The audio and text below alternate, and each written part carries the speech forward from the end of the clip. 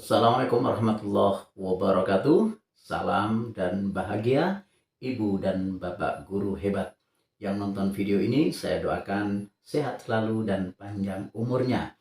Jangan lupa untuk subscribe channel ini agar makin berkembang dan bermanfaat untuk kita semua. Kali ini kita kembali pada rencana proyek penguatan profil pelajar Pancasila. Dan pada video kali ini akan kita bahas tuntas perencanaan dari awal sampai akhir. Jadi sediakan kopi, sediakan cemilan, kita mulai.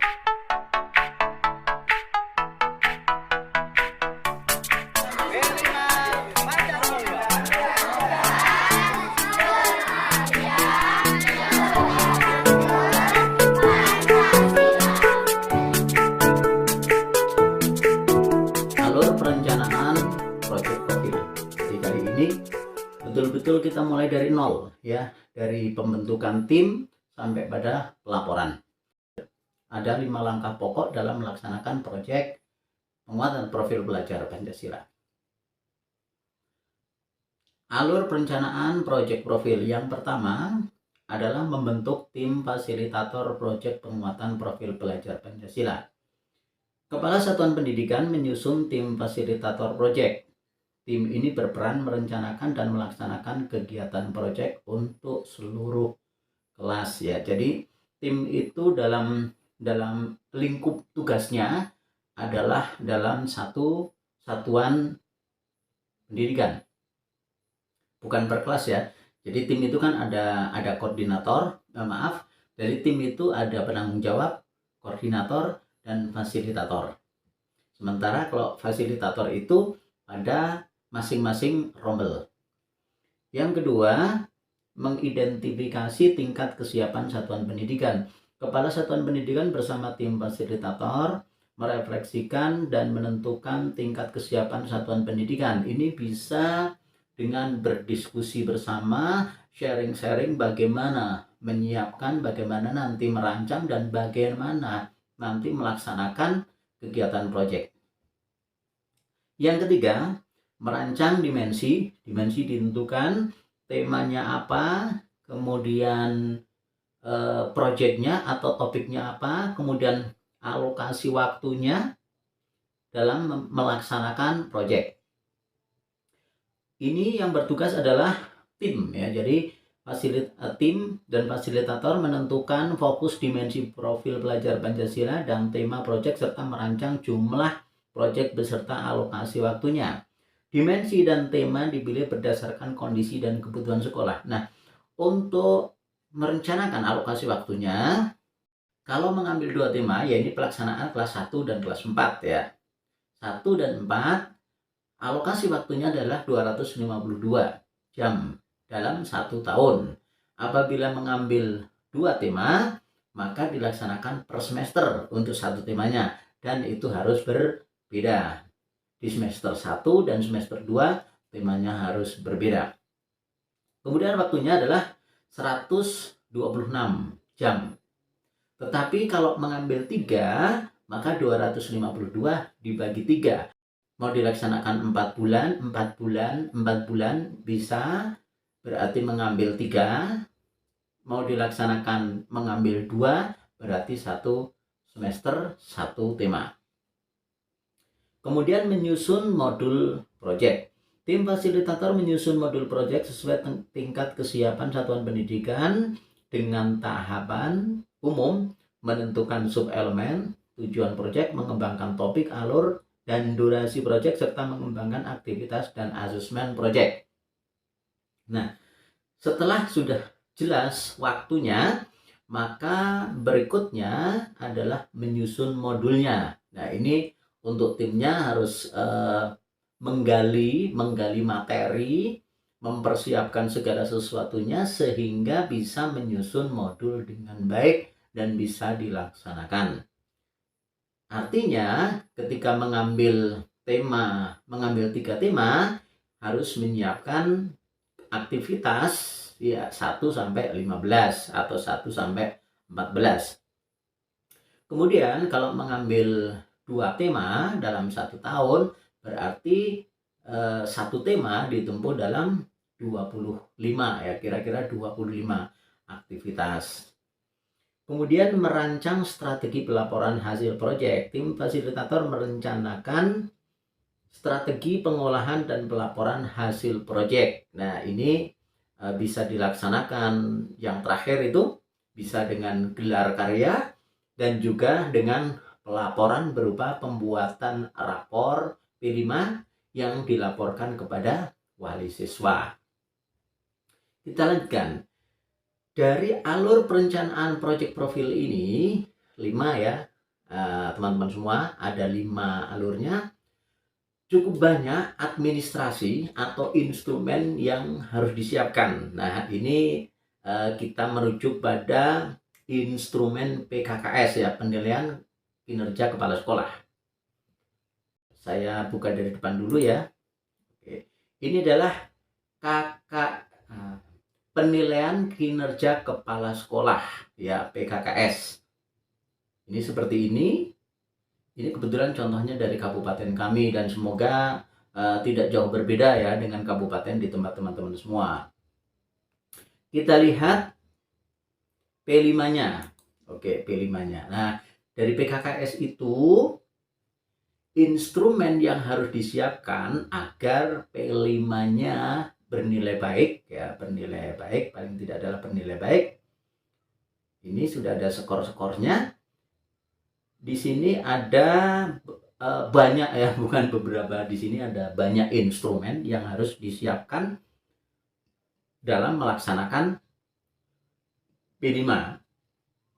Jadi tidak sekedar melaksanakan, karena P5 itu memang harus ada administrasinya, kemudian harus ada dokumentasinya, harus ada laporannya. Yang pertama adalah melaksanakan sosialisasi proyek penguatan profil pelajar Pancasila. Nah, dalam penilaian ini, indikatornya ini itu ada beberapa administrasi yang harus disiapkan, yaitu undangan sosialisasi, daftar hadir sosialisasi P5, notulen rapat sosialisasi P5, SK panitia pelaksana P5, buku yang digunakan guru, buku yang digunakan siswa. Nah, undangan sosialisasi ini adalah sosialisasi P5 kepada wali siswa. Ya, ini ada undangannya, ada daftar hadir, ada notulen rapat. Nah, ini kalau mau dinilai ya, kalau terpenuhi semua nilainya 4 seperti itu. Ini untuk administrasi ini sudah saya siapkan teman-teman semua. Sudah saya siapkan filenya. Kalau video ini tembus 5.000 view, maka bisa unduh gratis, lihat di deskripsinya. Kemudian yang kedua, indikator dan rincian tugas yang kedua, memfasilitasi guru menyusun perangkat pembelajaran P5. Administrasinya ini ada program pilihan P5, ada jadwal P5, alur tujuan atau ATP-nya, modul ajarnya, buku pedoman guru, buku yang digunakan siswa, rancangan penilaian, jurnal penilaian, dokumen observasi, dan penilaian P5. Ini yang terakhir adalah bisa berbentuk rapor. Kemudian indikator dan rincian tugas ketiga, melaksanakan proyek penguatan profil pelajar Pancasila. Melaksanakan proyek penguatan profil pelajar Pancasila. Wah, ini kok belepotan ini. Melaksanakan proyek penguatan profil Nah, yang betul ini melaksanakan proyek penguatan profil pelajar Pancasila. Instrumennya apa? Dokumen silabus atau ATP mata pelajaran, dokumen MA ya, modul ajar, kemudian buku yang digunakan guru, kemudian ini ada dokumen foto, video, hasil karya pelaksanaan P5.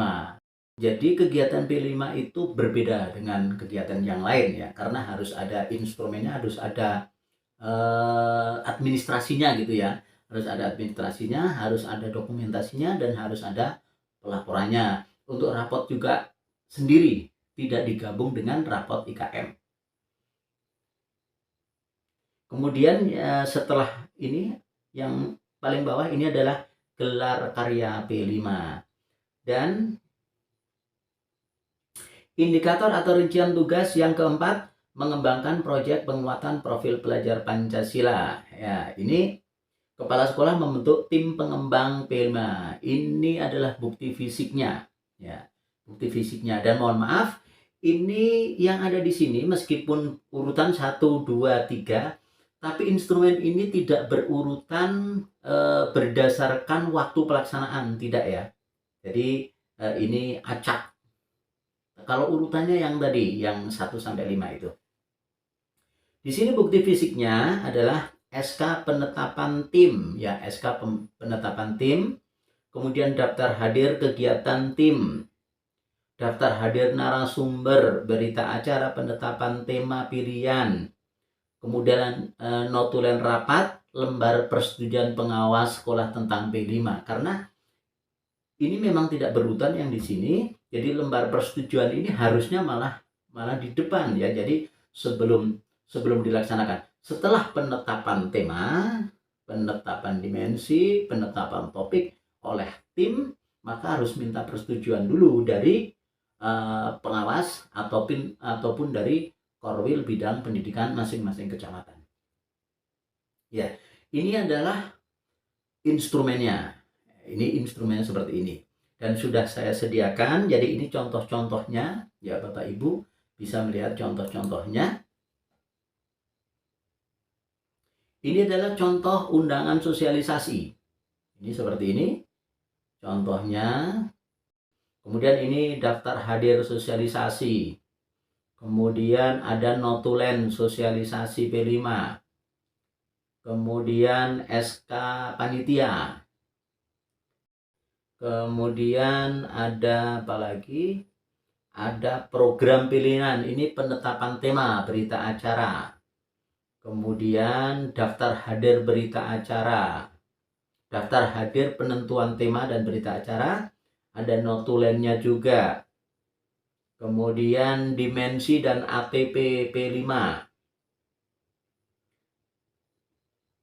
Disusul belakangnya ada rancangan atau jurnal evaluasi serta rubrik. Ya, rubrik yang ada di modul ajar. Ini kita lihat rubriknya itu di modul ajar. Jadi modul ajarnya sudah saya siapkan juga. Ini modul ajarnya ada di nomor 8 ini. Ada modul ajar. Kemudian berikutnya yang sudah ada lagi adalah dokumen observasi. Ini dilakukan sebelum pembelajaran ya. Di kegiatan awal itu harus ada observasi atau semacam pretest itu ya. Observasi kepada siswa kita. Kemudian berikutnya, dokumen berikutnya ada rapor. Rapor juga ada, sudah saya siapkan ini rapornya. Rapor P5 kelas 1 dan kelas 4 ya. Kebetulan rapornya sama, hanya nanti ketika kita mengerjakan bisa dibuat untuk kelas 1 dengan pilihan tersendiri dan kelas 4 juga pilihan tersendiri. Dan untuk rapor saya sudah upload videonya di awal-awal kegiatan P5. Kemudian dilanjutkan, apalagi yang masih ada adalah daftar hadir tim fasilitator. Jadi setiap pembelajaran, setiap kegiatan ada daftar hadirnya. Kemudian ini saya buat per kelas ya. Kemudian daftar hadir narasumber, karena kadang-kadang narasumbernya tidak hanya dari fasilitator tapi mengundang dari pihak luar. Ini juga harus ada daftar hadirnya. Kemudian ini sudah habis ya. Oke, ini adalah lembar persetujuan ya. Ini setelah menentukan tema, menentukan dimensi, tema, topik ya. Harus minta persetujuan pengawas ataupun dari pihak Korwil di kecamatan. Ini sudah ada suratnya juga contohnya. Demikian teman-teman semua. Jadi dari awal sampai akhir kita sudah bisa merancang kegiatan P5 kita Selamat untuk melaksanakan kegiatan P5 di semester 2. Semoga video ini bermanfaat. Assalamualaikum warahmatullahi wabarakatuh. Salam dan bahagia.